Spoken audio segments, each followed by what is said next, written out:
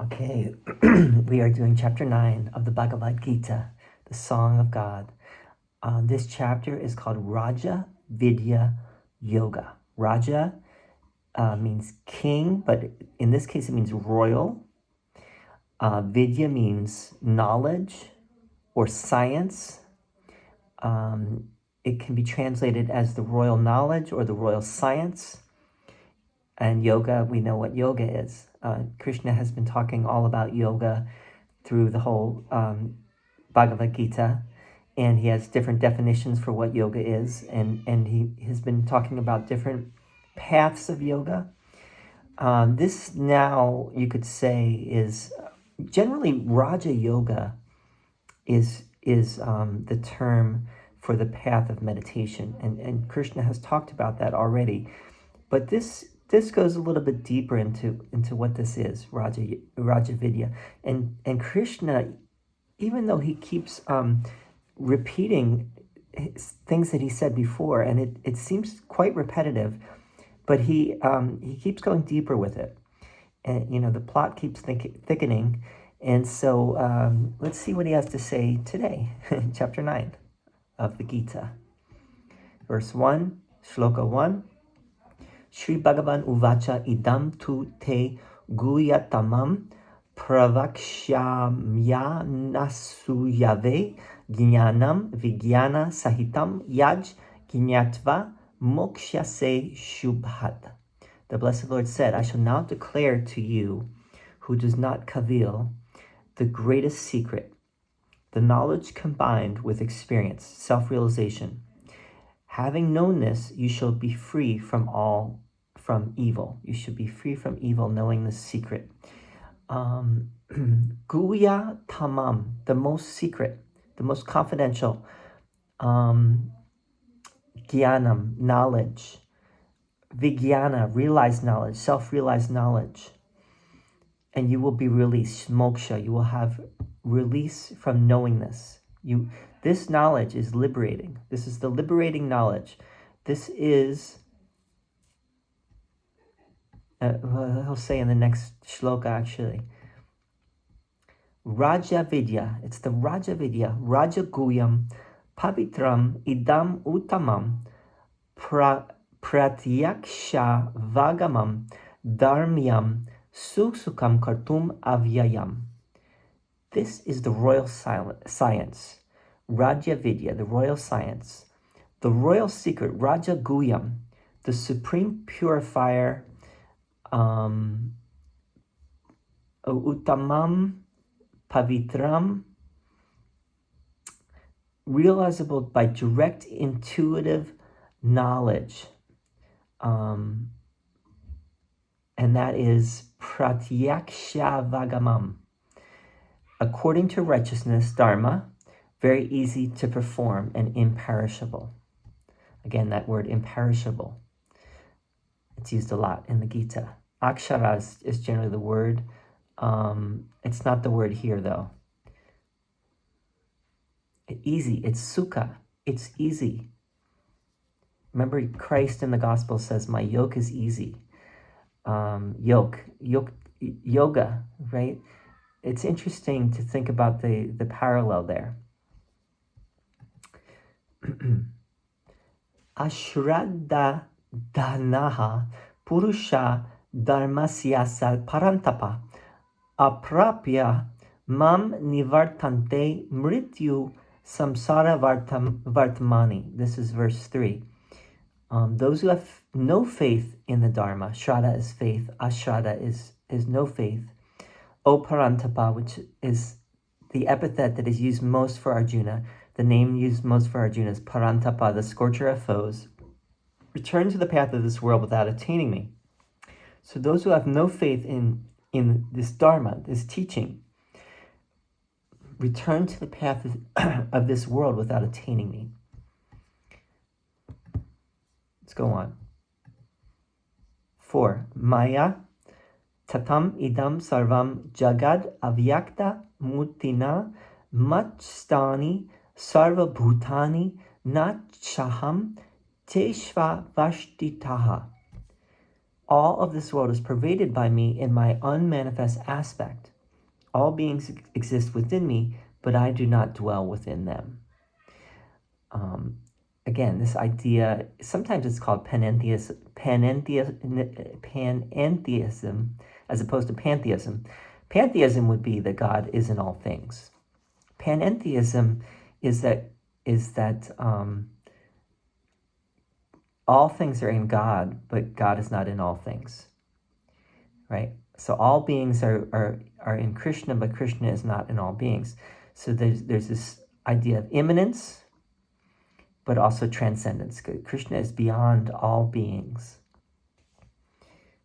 And this world is pervaded by me in my unmanifest. Avyakta murtina. In my unmanifest form, this whole universe is pervaded by Krishna. Meaning you can't see Krishna. You can't see the real, the abstract, the unmanifest. 5. Nacha matstani bhutani pasya me yogam aishwaram bhuta brin nacha bhutasto mamatma bhuta bhavanaha. Nor do beings exist in me in reality. Behold, my divine yoga, which supports all beings, but does not dwell in them, is myself, the efficient cause of beings. Beings don't really exist in Krishna. Behold my divine yoga. Yoga Aishwaram, divine yoga, whatever that means, which supports all beings, but does not dwell in them, is myself, the efficient cause of beings. The only thing I think this might really add is that beings don't really even exist in Krishna in the ultimate sense. In what does that mean exactly? Does that mean that all is one, that there is no separation, there is no individuality? It might be. We'll go on though. Yatakasha stito nityam vayu sarvatraiko mahan tata sarvani bhutani mat stanit padharaya. As the mighty wind moving everywhere always rests in the ether, so too know that all beings rest in me. This is a little analogy or metaphor. The mighty wind rests in the ether, so too do all beings rest in Krishna. There's probably more to that than I can really talk about here, but we'll go on. Sarva bhutani kaunteya prakritim yanti mamikam kalpakshaye punasthani kalpadau vishrijamyaham. All beings, O Arjuna, go into my nature at the end of a kalpa. I send them forth again at the beginning of the next kalpa. So this is already talked about in one of the previous chapters, maybe the last chapter, about the word now is kalpa, whereas before it was yuga. That after so many, like 1,000 yugas or ages, maybe a kalpa is that's what a kalpa is. I'm not sure. But all beings dissolve. It seems to suggest here that they dissolve back into Krishna at the end of this kalpa, right? And then they're they come back into being again after there's a dissolution and then a reemergence of all beings after they go back into the unmanifest again. Verse 8, Shloka 8, Prakritim svam avasthabhya visrijami punaha bhutakramam imam kritsnam avasham prakriter avashat. Animating my nature, I again and again send forth all this multitude of beings, helpless under the force of nature. So again, Krishna's just continuing on. He's saying, when the next kalpa begins, he sends forth all beings, and all beings are helpless. The word here, avasham, it's beyond their control. They are not in control. Krishna is the one that is running the show, right? And the word here is prakriti, for nature. So they're helpless under the force of Krishna. Hey, bud. Leopard. This is leopard. Leopard. Wow, bud. Black leopard. Thanks, bud. Close the door, please. Okay, bud? Okie dokie. Thanks, buddy. Okie dokie. Nachamam tani karmani nibadnanti dhananjaya udasina vad asinam asaktam teshu karmasu. These acts do not bind me, O Arjuna, sitting as one indifferent, unattached to those acts. So Krishna is giving a clue here to how he is urging Arjuna to be as well, is to be not bound by actions, karma yoga, right? Not be and free himself from karma by acting as Krishna does, which is to be in this place of holy indifference where he's not bound by actions. He has given up the fruit. He's surrendered the fruit of all action, completely unattached. And he's urging Arjuna and us who are reading this to do the same. Verse 10, Maya dyakshena prakritihi suyate sacharacharam hetu nanena kaunteya jagad viparivartate. Under me, as supervisor, nature produces the moving and the unmoving. Therefore, O Arjuna, the world revolves. So Krishna is the supervisor of nature, and nature brings forth, the animate and the inanimate objects, and the world proceeds. But Krishna is really running the show. Again, I think that's the important point here, is that Krishna is the grand puppeteer, so to speak. Everything moves according to Krishna's conductorship. Avajananti mam mudha manushim tanum ashritam param bhavam ajananto mama bhuta maheshwaram. Fools disregard me. Muda is the word.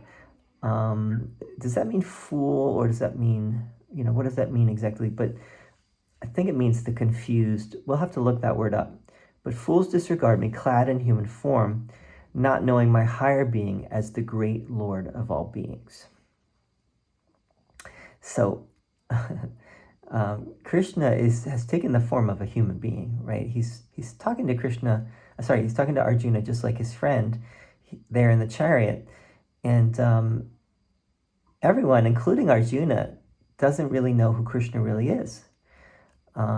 He really is the supreme reality. Oh, thank you. Thank you. Wow. I got some cake. No, I'm okay. Thank you. He really is the supreme reality, but no one really understands that. And in a way, you could say that everyone doesn't see the true divine nature of anyone else. We all think, oh, you're just stupid schmuck just like me. But little do we know the true reality. Mogasha moga karmano moga gyana vichetasaha rakshasim asurim chaiva prakritim mohinim shritaha. They are possessed of the deceitful nature of demons and undivine beings, filled with vain hopes, vain actions and vain knowledge that is senseless. Moga is the word for vain here. Rakshasas are the demons. Asurim, Asuras and the Rakshasas, the demons. Asura also, I guess, means not an unbeliever.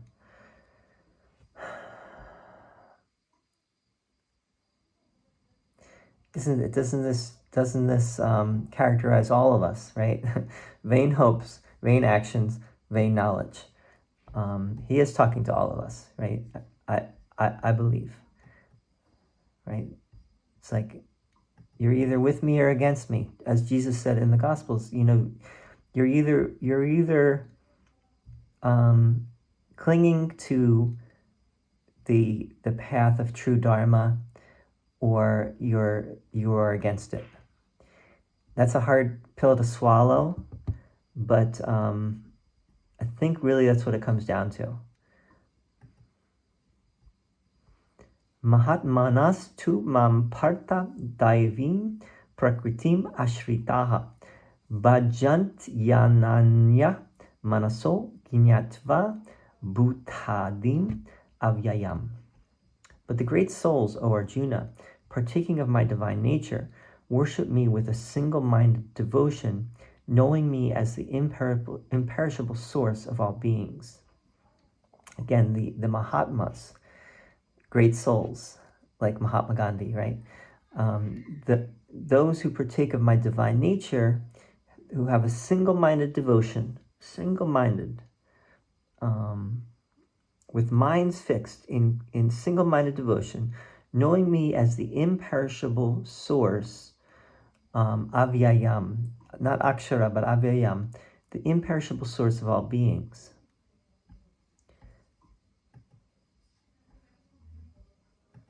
(14) Satatam kirtayanto mam yatantash cha drida vrataha namasyantash cha mam bhaktya nitya yukta upasate. Always glorifying me, striving, firm in their vows, prostrating themselves before me, they worship me with steadfast devotion. Constantly united, nitya yukta, constantly united in yoga, with loving bhaktya, loving devotion, etc. These are the great ones, the great souled ones. Jnana yagnena chapyanye yajanto mam upasate ekantvena pritaktvena bahuta vishvato mukham. Others also sacrificing with the wisdom sacrifice, right? Yagna or jnana yagnena. Jnana yagnena is the wisdom sacrifice. Worship me, the all-faced, as one, distinct and manifold. So Krishna appears to be manifold. Krishna appears to be differentiated and separate. There's subject. We live in a world of duality, right? And God appears that way to us from our perspective too. But the wise see the one. The wise worship Krishna in all forms and see the one. That's the wisdom sacrifice. 16.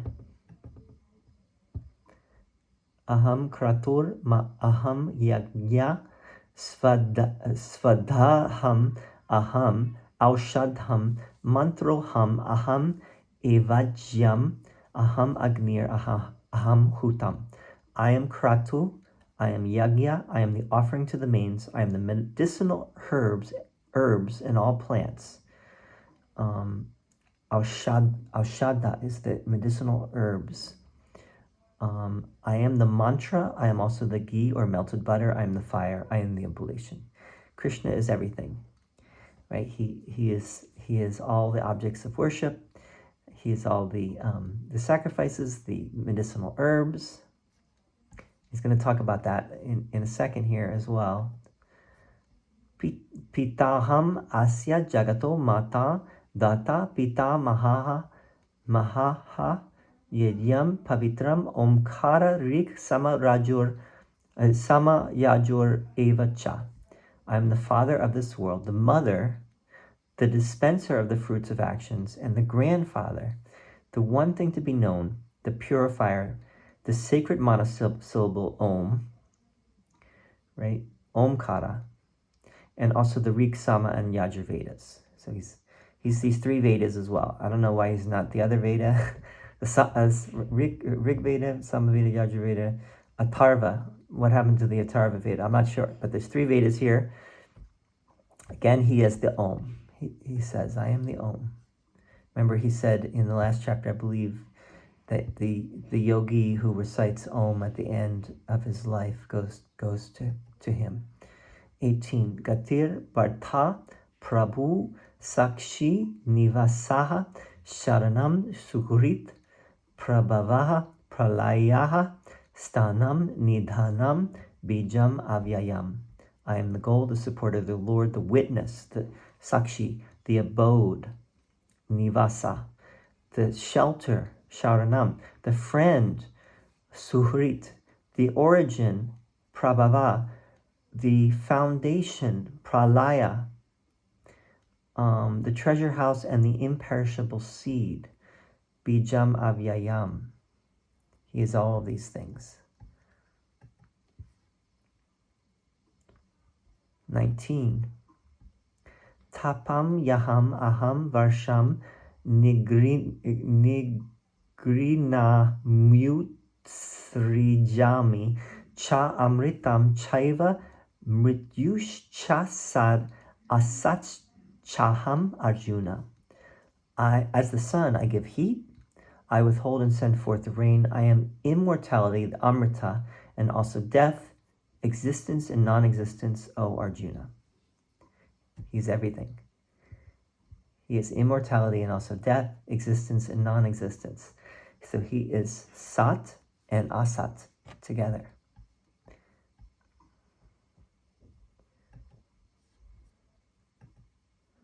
What does that even mean?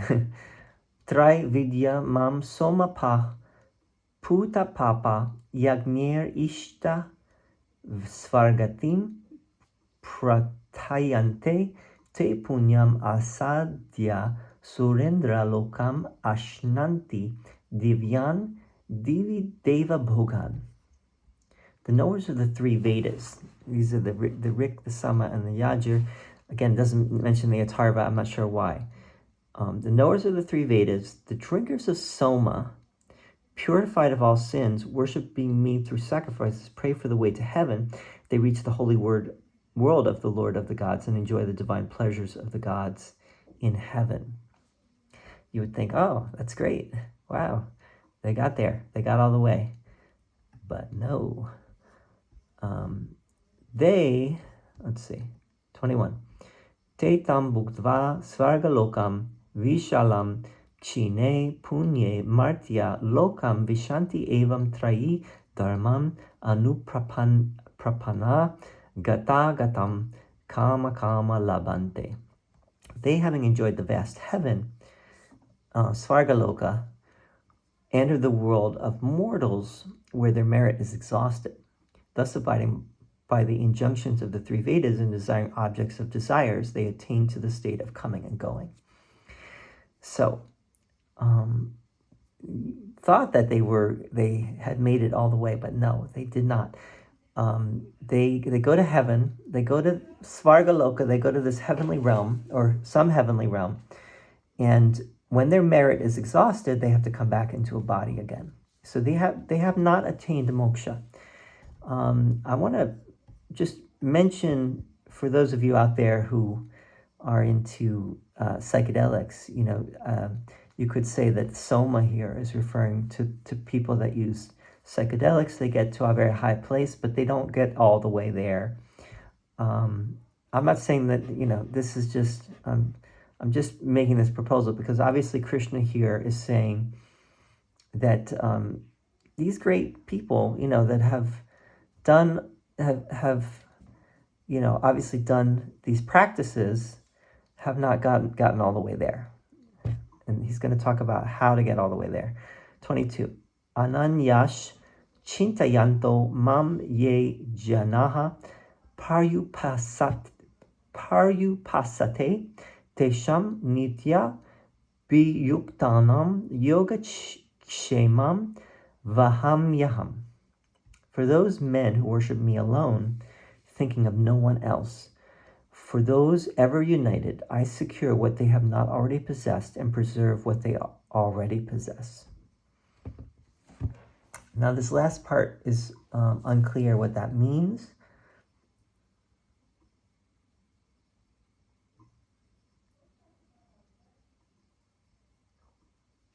But the point is that they are nitya abhiyuktanam. They are ever yoked, and they get to the supreme goal, right?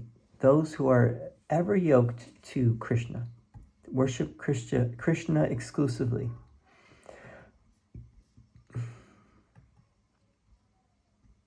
Ye pyanya devata bhakta yajante shraddha yanvitaha te pimam eva kaunteya yajanti yavidi purvakam. Even those devotees who, endowed with faith, worship other gods, worship me alone, O Arjuna, but by the wrong method. So this kind of follows something that Krishna said before, which is that whatever form that you worship, Krishna will come to you to bless that form if you are sincere. But here he's saying, even a true devotee who worships another god, say you worship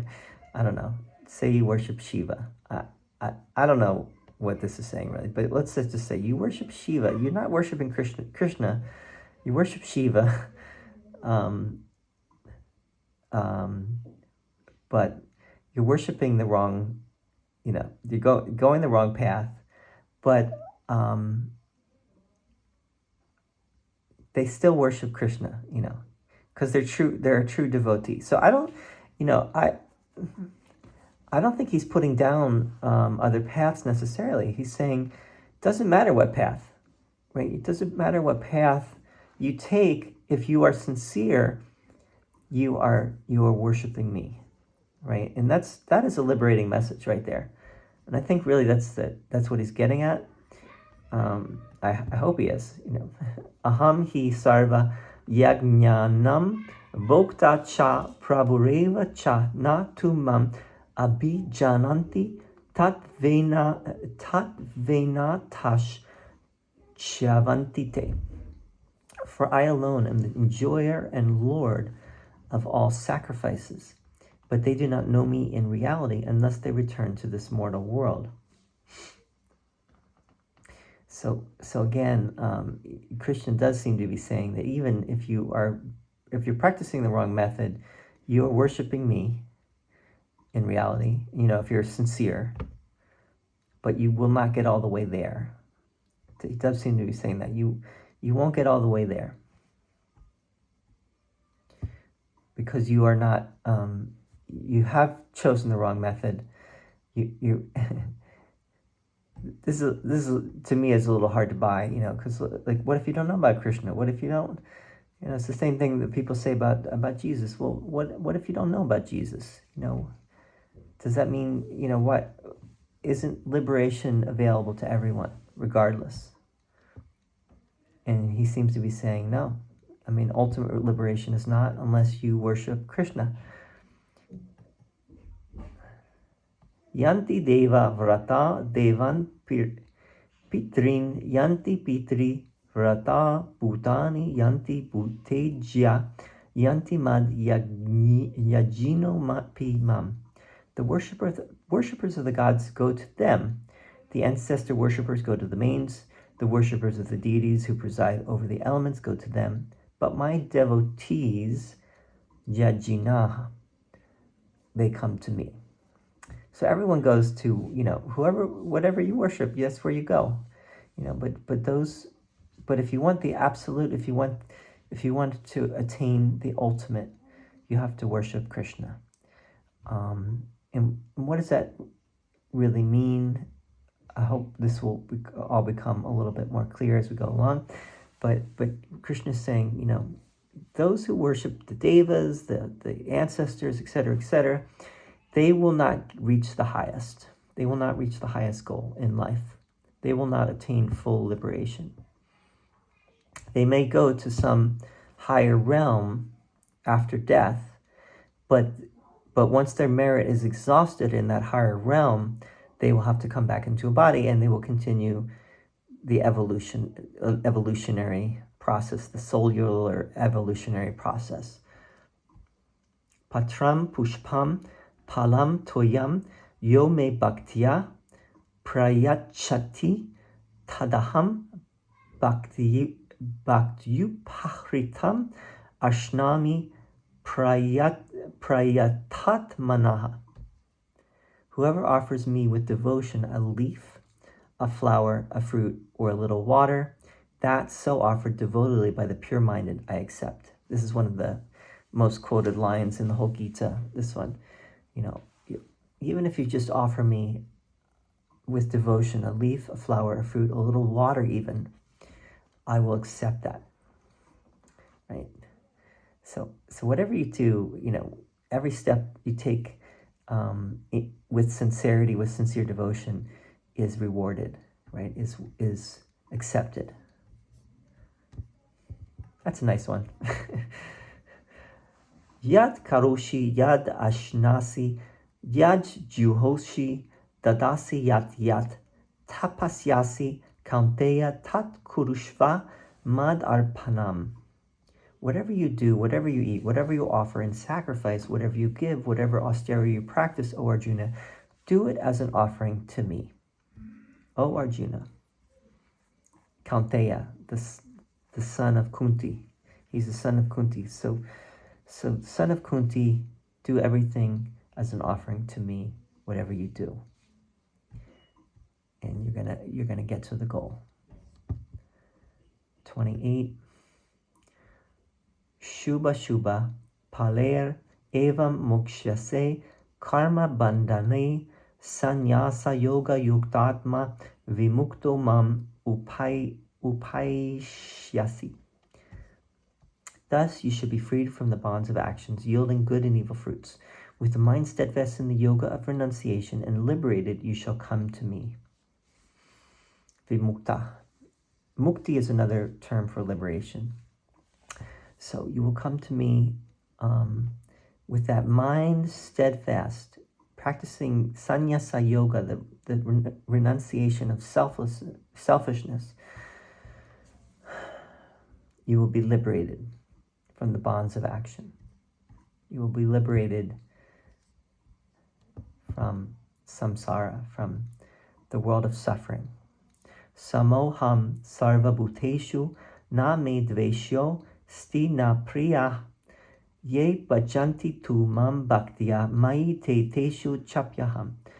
I am the same to all beings. There is none hateful or dear to me. But those who worship me with devotion are in me, and I am also in them. So now this seems to contradict what Krishna said before, which is that all beings are in Krishna, but Krishna is not in all beings. But here he's saying, for the true devotee, right, who worships Krishna with true devotion, he is in them. They are dear to him, right? In that, but I think the reality is, when you understand that Krishna is not in form, what that means is they attain oneness with the divine, right? They go to that place of non-duality. Now that's an interpretation, but it seems to be what is being said. And Krishna also is saying, no, all beings are the same to Krishna, right? He does not play favorites. None are hateful or dear to me. Right? He doesn't hate anyone. It's really a matter of, so this is important in the sense of, like, Krishna's not condemning anyone. He's not saying, you will suffer the wrath of God if you do not believe. No, he's saying that when you wise up, and you will, over the cycle of incarnations, you will seek the divine, and in seeking the divine, you will find your way out of hell. Otherwise, you're creating a hell for yourself. It's not that Krishna is doing it or sending anyone to hell. It's that you create it for yourself, right? And until you start to make choices to remove the shackles from your mind, and then you can attain to true joy, peace, love, etc. Oneness with the divine. Verse 30, shloka 30. Api chet su duracharo bhajate mam ananya bhak sadhur evatsa mantavyaha samyag vyafasito hisa. Even if the most sinful worships me with devotion to no one else, he should indeed be regarded as righteous, for he has rightly resolved. So the most sinful, even at the vilest sinners, su durachara, the best of the worst sinners, they are considered righteous, right? He is considered a sadhu. It's the term that's used here. They are considered a true aspirant. So it's an important one too. It's a very important one. Krishna doesn't play favorites. If you have the devotion, if you turn your heart and your mind towards God, that will be accepted no matter what. No matter what. You might have done all the worst things in the world. It does not matter. Chipram bhavati dharmatma shashvach chantim nigachati kaunteya pratijanihi na me bhaktaha pranashyati. Soon he becomes righteous and attains eternal peace. O Arjuna, proclaim you for certain that my devotee never perishes. So even those evildoers that have done evil things, haven't we all actually? That's the reality, is that we've all done things in this lifetime or in other lifetimes. But that person who turns their heart towards God and devotes themselves, they will become righteous and attain peace. Dharma atma, they will become virtuous. Shashvat shantim, and find lasting peace.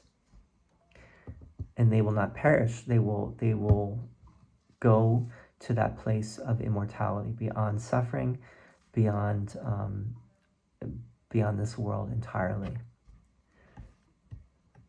32.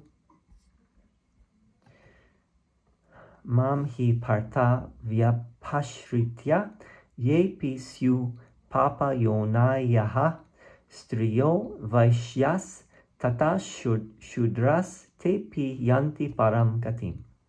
For taking refuge in me, they who are Arjuna may be of a sinful birth, women, Vaisyas, and Sudras attain the supreme goal. This is also very important, extremely important actually. The Krishna is saying, even if you are an untouchable, even if you are of the lowest caste or a woman, and this is obviously making it sound like women are of evil birth, sinful birth. Let's see, sinful birth. Papa yonaya. Papa means sin, sinful birth or lowly birth. Sorry, if you're a woman, that's what it says there. But if they take refuge in me, they will also attain the supreme goal. Now this is amazing, actually. This is saying Krishna is available to everyone, right? even doesn't matter who you are, doesn't matter, right? This gospel is being offered to everyone, right? This this liberating message is offered to everyone, and everyone is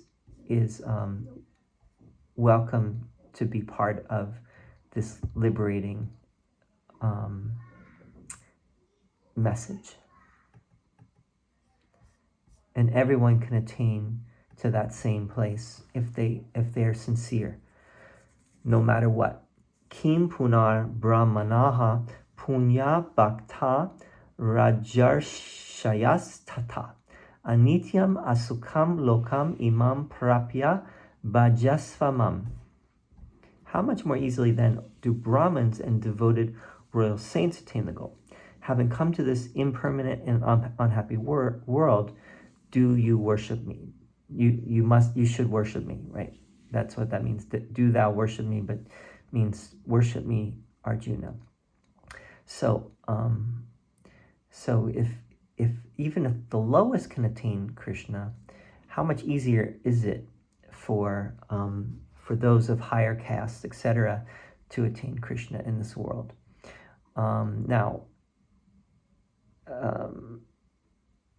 That is due. Why does someone have a higher birth? It's due to the incarnational process. It's not necessarily, again, that's not good or bad either. It just is part of this whole cosmic process taking place, and so someone might have a more favorable birth, but that doesn't mean they're necessary. It just means that they have gone through this process a little bit longer than someone else, right? So don't take this as a put down of anyone. If you're born a woman, you're like, oh my God, this is putting me down. This is saying I'm of sinful birth.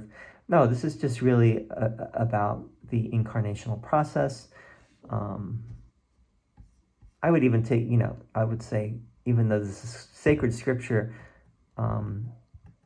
all of this can be interpreted and understood, because this is very general what he's saying. Then we'd have to take case by case type of basis, and I don't think it necessarily, we can't overgeneralize. Man mana bhava mad bhakto madhyaji mam namaskuru mam evaishyasi yuktvaivam atmanam mat parayanaha. Fix your mind on me, be devoted to me, sacrifice to me, bow down to me, having thus united your whole self to me, yuktva atmanam yuktevam atmanam mat parayanaha, having dedicated your whole soul, your whole life to me, or self to me, taking me as the supreme goal, you will come to me. This is the end of this chapter, the last verse. It's another great line, another great verse. Fix your mind on me, be devoted to me, sacrifice to me, bow down to me, having thus united your whole self to me, taking me as the supreme goal, you will come to me. And that is the end of that chapter. Again, this is the Raja Vidya Yoga, the royal science. So what is Krishna saying here? Krishna is saying, the main point he wants to make is that it doesn't matter who you worship, what you worship. If you are sincere, you're going to find your way, right? But those who worship the absolute, they are going to go to the absolute, right? So it's important. Now, this is my interpretation, but I would say that this is saying, if you understand Krishna as the absolute, the ultimate reality, it doesn't necessarily matter if you worship Krishna per se as Krishna, but if you're devoting yourself to the ultimate reality, you're going to get there, right? No matter what. and the key is to be single-minded in your devotion, to be one-pointed in your devotion, not wavering, and not getting distracted. And obviously, he's talking here to Arjuna, right? This is for Arjuna's sake. He's saying, Arjuna, this is the way to fight. You know, whether it's an external foe or we're talking ultimately we're talking about the inward battle. But in life as well, when it comes to living your life, this is how to live your life. Free from bondage, free from attachment to actions, free yourself from attachment and desire, and then do your actions. Renounce and enjoy. And Krishna is saying that, you know, whoever it is, doesn't matter. It could be anyone. Whatever act of devotion that's sincere is acknowledged, is accepted, and is in a sense rewarded. Not in heaven per se, but in you even in your body you will feel that. And okay, so we're going to end there. We're going to do chapter 10 next. Hey, bud. Thank you for listening.